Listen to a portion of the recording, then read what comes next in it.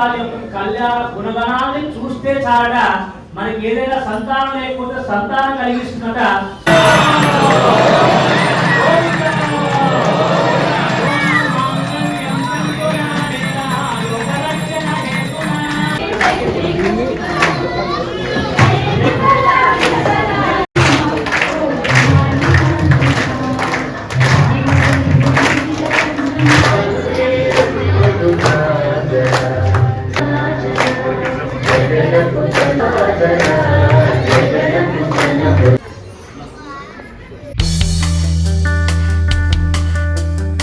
Hey guys, చాలా రోజుల తర్వాతనైతే full length vlog అయితే చేస్తున్నాను. ఈరోజు వచ్చేసి థాయిలాండ్లోని మన తెలుగు అసోసియేషన్ వాళ్ళందరూ కలిసి శ్రీ సీతారాముల వారి కళ్యాణం అయితే జరిపించబోతున్నారు. 10 రోజుల ముందే మన తెలుగు అసోసియేషన్ వాళ్ళు నా ప్లాట్కు వచ్చి మరీ ఇన్విటేషన్ ఇచ్చారు. అందులోనూ శ్రీ సీతారాముల వారి కళ్యాణ ఇన్విటేషన్ ఎవరైనా వెళ్లకుండా ఉంటారు. అసలు పూజ వచ్చేసి మార్నింగ్ 7:30కే స్టార్ట్ అవుతుంది. సో టకటక రెడీ అయితే అయ్యేసి క్యాబ్ బుక్ చేసుకుని అయితే ఈవెంట్కి అయితే వెళ్తున్నాను. ఫస్ట్ టైం థాయిలాండ్లో ఒక ఈవెంట్కి అయితే అటెండ్ అవ్వబోతున్నాను. ఎలా ఉంటుందో అక్కడికి వెళ్ళేసి చూద్దాం. ఎంట్రెన్స్లోనే సీతారాముల వారు, లక్ష్మణుడు మరియు హనుమంతుడు ఉన్న పోస్టర్తో పాటు మంచి ముగ్గుతో డెకరేషన్ చేసేసరికి ఒక మంచి పాజిటివ్ వైబ్ వచ్చేసింది. అసలు ఒక పండగ వాతావరణం లాగా అనిపించింది. అసలు పండగ వాతావరణం ఏంటి, సీతారాముల వారి కళ్యాణం అంటే పండగనే కదా. అసలు మనకి సీతారాముల వారి కళ్యాణం అయితే సుప్రభాత సేవతో స్టార్ట్ అయింది. ఈ సుప్రభాత సేవ అంటే భగవంతుని మేల్కొల్పే సేవా ప్రక్రియ అన్నమాట. ఇక్కడికి వచ్చిన అందరికైతే బ్రేక్ఫాస్ట్ అయితే ప్రొవైడ్ చేసేసారు. బ్రేక్ఫాస్ట్లోనైతే ఇడ్లీ అండ్ పోహా అయితే ప్రొవైడ్ చేసేసారు. నేను వచ్చేసి 2 ఇడ్లీలు అయితే తీసుకొని చట్నీ వేసుకున్నాను. తర్వాత అయితే చాయ్ కూడా ప్రొవైడ్ చేసేసారు. పూజలో తర్వాత ప్రక్రియ కోసం అయితే కలశాలను అయితే రెడీ చేసేసారు. ఈవెంట్ వచ్చేసి 35వ ఫ్లోర్లో జరుగుతుంది. వ్యూ అయితే చాలా అంటే చాలా బాగుంది అసలు. ఇప్పుడు వచ్చేసి తోమాల సేవ మరియు అభిషేకం అయితే చేస్తున్నారు. తోమాల సేవ అంటే శ్రీరామచంద్ర వారికి శిరస్సు నుండి పాదాల వరకు సర్వాభరణాలను ధరింపజేసి తర్వాత పుష్పాలతో అలంకరిస్తారు. దీన్నే తోమాల సేవ అంటారు. భగవంతునికి జరిగే ప్రక్రియలలో అత్యంత పవిత్రమైనది అభిషేక మహోత్సవం ఇప్పుడు జరగబోతుంది. పంచామృతాలతో అనేక రకాలైన సుగంధ ద్రవ్యాలతో చేసే కార్యక్రమం అభిషేక మహోత్సవం. చూడనీకైతే చాలా అంటే చాలా మంచిగా కనువిందుగా ఉంది. అసలు అర్చకులు ఒక్కొక్క వేద మంత్రం చదువుతుంటే అవి వినగానే హృదయం ఒక ప్రత్యేకమైన ప్రశాంత లోకంలోకి వెళ్ళినట్టు అనిపించింది. అసలు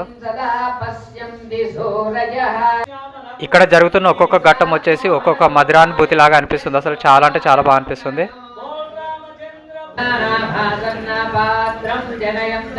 అసలు అభిషేకం చేస్తుంటేనైతే గూస్ బంప్స్ వచ్చాయి. అసలు మాటలతో వర్ణించలేము. అసలు చాలా అంటే చాలా బాగా అనిపించింది.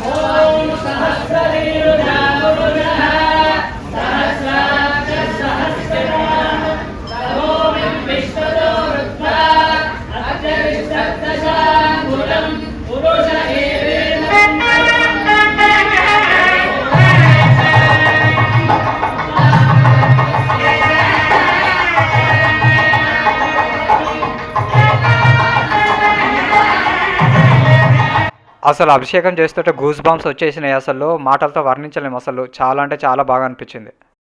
అభిషేక ఘట్టం అయితే అయిపోయింది. ఇప్పుడు వచ్చేసి ఎదురుకొల్ల కార్యక్రమం అయితే చేపట్టబోతున్నారు.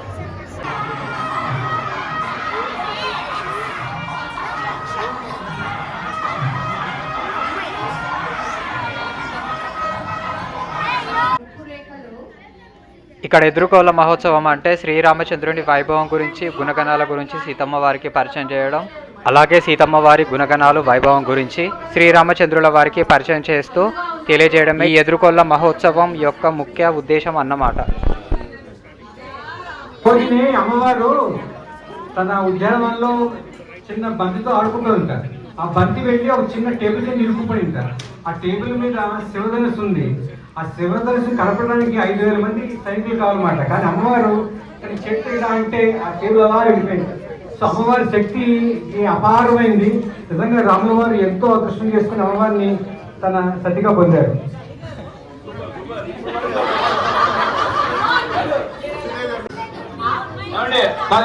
అర్హతలు అడిగారు కదా, బిఏ, బిబిఏ, ఎంటెక్, తర్వాత పిహెచ్డి, తర్వాత డాక్టరేట్ చాలా ఉన్నాయి మా అమ్మవారికి. సకల వేదాలకు నిలయమైన మా రాముడు, శ్రీ మహావిష్ణువు, అందుకంటే ఈ బిబిఏని ఏమి పరిచయం ఎదురుకొల్ల కార్యక్రమం అయితే ఇంతటితో కంప్లీట్ అయిపోయింది. ఇప్పుడు వచ్చేసి సీతారాముల వారి కళ్యాణం అయితే ఇప్పుడు స్టార్ట్ అవబోతుంది. స్వామివారి యొక్క కళ్యాణ గుణగణాన్ని చూస్తే చాలట మనకి ఏదైనా సంతానం లేకపోతే సంతానం కలిగిస్తున్నట ఆ స్వామి వారి యొక్క కళ్యాణ మహోత్సవాన్ని తిలకించడం.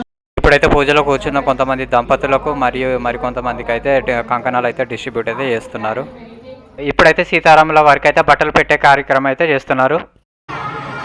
ఎంతోసేపటి నుంచి అన్ని కళ్ళార్పకుండా చూస్తున్న శ్రీ సీతారాముల వారి కళ్యాణం అయితే దగ్గరకు వచ్చేసింది. ఇప్పుడైతే జీలకర్ర బెల్లం అయితే పెట్టే కార్యక్రమం అయితే స్టార్ట్ అయిపోయింది.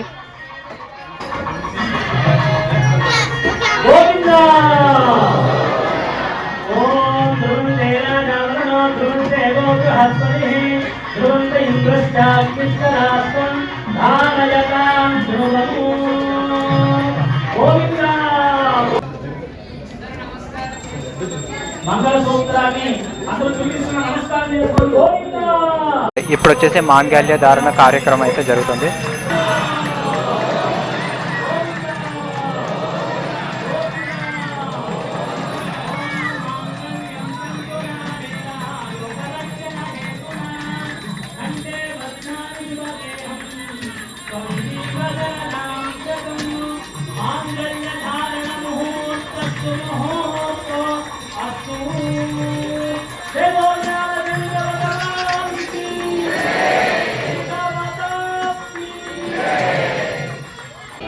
ఇప్పుడైతే తలంబ్రాల కార్యక్రమం అయితే జరుగుతుంది.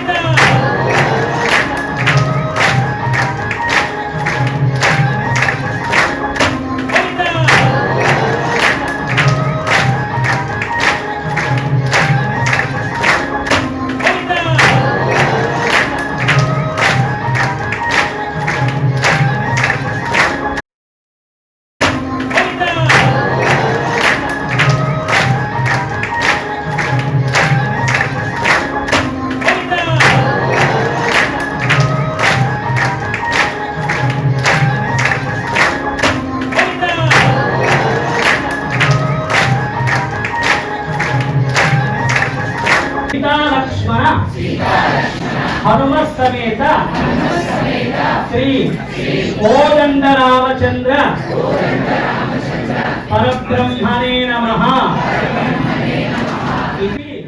సీతారాముల వారి కళ్యాణం చూసిన తర్వాత ఇది కేవలం ఒక కార్యక్రమమే కాదు, హృదయాలను కలిపే ఆశీర్వాదాన్ని అందించే ఒక పవిత్రమైన క్షణమని అనిపించింది. అసలు సీతారాముల వారి దివ్య కళ్యాణం చూసిన అదృష్టం మన జీవితంలో నిజమైన ఒక వరం అని చెప్పుకోవాలి.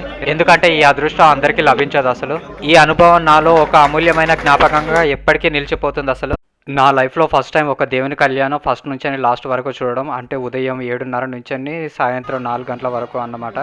ఇది ఒక గొప్ప అనుభూతి నా లైఫ్లో, అసలు మర్చిపోలేను. ఈ సీతారాముల వారి కళ్యాణంలో నేను ఒక పాట అయినందుకు, ఇంత మంచి ఈవెంట్కు నన్ను ఇన్వైట్ చేసిన మన థాయిలాండ్ తెలుగు అసోసియేషన్ వాళ్ళకి చాలా థ్యాంక్ యూ. కళ్యాణం అయిపోయిన వెంటనే అయితే భోజనాలు అయితే పెట్టడం అయితే స్టార్ట్ చేసేసారు. ఇక్కడ వచ్చేసి రకరకాల ఫుడ్ ఆప్షన్స్ అయితే ఉన్నాయి, కంప్లీట్గా మన ఇండియన్ వెరైటీసే. సో నేను వచ్చేసి 2 పూరీలు, నా ఫేవరెట్ పులిహోర తీసుకున్నాను. ఫ్రెండ్స్తో కలిసి ఇష్టమైన ఫుడ్ తినుకుంటూ అలా ముచ్చట్లయితే పెట్టుకుంటూ హ్యాపీగా ఫుడ్ని అయితే తింటున్నాము. ఇంతకంటే ఏం కావాలి చెప్పండి లైఫ్లో. అందరూ తెలుగు వాళ్ళు ఎవరిని చూసినా మన ఇంట్లో వాళ్ళని పలకరించినట్టే పలకరిస్తారు. చాలా అంటే చాలా మంచిగా అనిపించేసింది. అసలు నాది ఒక చిన్న సలహా, ఎందుకంటే నేను ఇప్పుడే సీతారాముల వారి కళ్యాణం చూశాను కాబట్టి అనుభవంతో మీకు చెప్తున్నాను. మీకు ఎప్పుడైనా సీతారాముల వారి కళ్యాణం మహోత్సవం చూసే అవకాశం వస్తే తప్పకుండా వెళ్ళండి. ఎందుకంటే అది జీవితం మొత్తం గుర్తుండే ఒక ఆధ్యాత్మిక అనుభవం. సీతారాముల వారి కళ్యాణం చూడడమే పెద్ద గిఫ్ట్ అనుకుంటే సపరేట్గా మరొక గిఫ్ట్ ఇచ్చేశారు. మీకు కనుక ఈ వీడియో నచ్చిన మరిన్ని బ్యాంకాక్ రిలేటెడ్ వీడియోస్ కోసం Please do like, share and subscribe Breezy. Bye. Thank you so much.